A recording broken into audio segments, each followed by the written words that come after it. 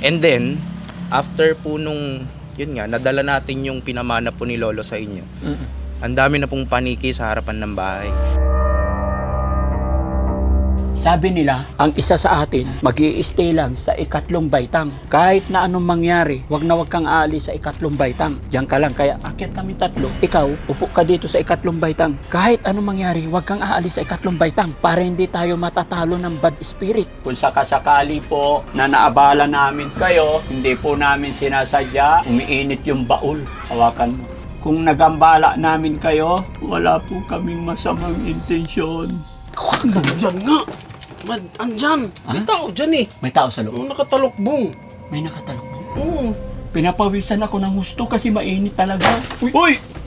Hindi na to biro, guys. Uwi na tayo.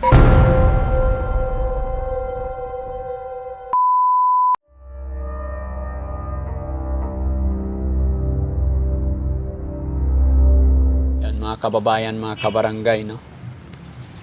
Dito na naman po kami sa bahay ni tatay.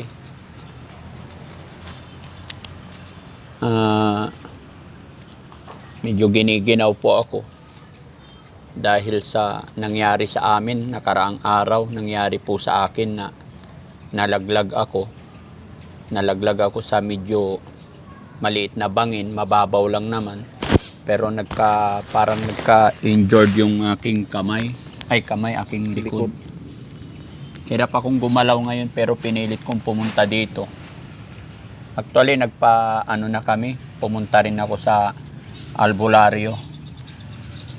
Pero yung pinuntahan naming albularyo, mga kababayan, hindi siya pumayag na ipa-video. Pero ayon po sa kanya, yun nga po, marami daw umaali-aligid sa akin na hindi niya maipaliwanag. So, naramdaman lang namin ito, mga kababayan, naramdaman ko lang po ito mula nung nakapunta kami. Mula nung nakilala namin si Lolo. Hindi ko talaga maintindihan, mga kababayan, mula nung ayan na, lumilipad na sila. Mula nung siguro nagambala namin yung pananahimik ng mga paniki dito. Hindi namin alam. Pakiramdam ko, mga kababayan, parang yun, nagsimula po na nalaglag ako. Tapos ngayon, kung mapapansin nyo, wala si Kuya Rizky dahil umuwi po siya kasi inaapoy po siya ng lagnat. Kaya hindi siya nakasama, bali 2 araw na po na nilalagnat si Kuya Rizky. Mula nung nanggaling kami dito ng gabi, unti-unti na siyang nilagnat. Tapos ako nga po yun, sakit na yung likod ko. Pero sabi naman ng manghihilot na nag-check sa akin, wala namang pilay. Sabi naman nung albularyo, ano lang daw, may mga umaali-aligid. Nag-atang na rin po ako. Hiningian po ako ng 2 itim na manok. Tapos mga kandila yung hiningi niya. Pero iba pa rin yung pakiramdam ko, mga kababayan. So palagay ko, baka may nasaktan kami dito or may nagambala kami. Kaya ngayon, mga kababayan, mas minabuti namin na balikan si Lolo, kausapin ng maayos. At isa pa, mga kababayan, yung pinamana ni Lolo sa akin na baol na namana pa raw niya sa kanyang lolo't lola, dinala ko na rin. Kasi nakaraang gabi, sabi ni Ken sa akin, hindi ko naman nakikita po yun, siya ang nakakita. Ano nakita mo, Ken? Bali, Dads, first meet pa lang po natin dito kay Lolo kasi. Oh. Iba na yung pakiramdam ko. Kaya kung mapapansin nyo po, si Christian po yung nagka-camera. Ang ginawa ko po dito is nilibot ko po yung buong bahay. Hindi naman po ganun kalakas yung kung anong meron po ako. Pero that time is parang nagising na naman ko ano po yung mga nakikita ko. Dito po sa part na to, sinearch ko po yan. Oo. And then sa part po na yan, may nakita po akong lola.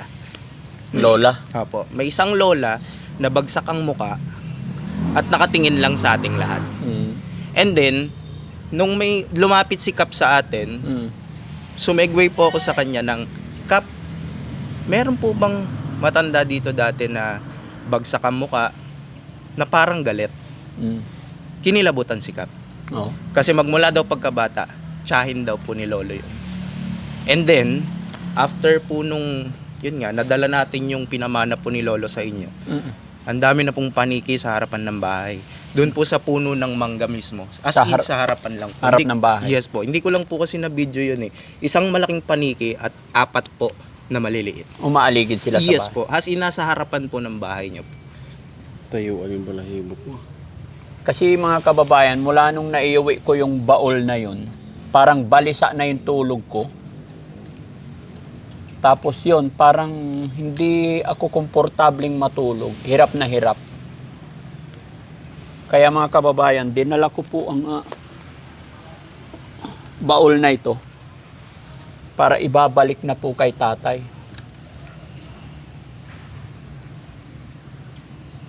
Sabi niya hindi bubuksan. Pero awa ng Diyos mga kababayan, hindi ko pa po ito binuksan talaga kasi nangako rin ako kay Lolo.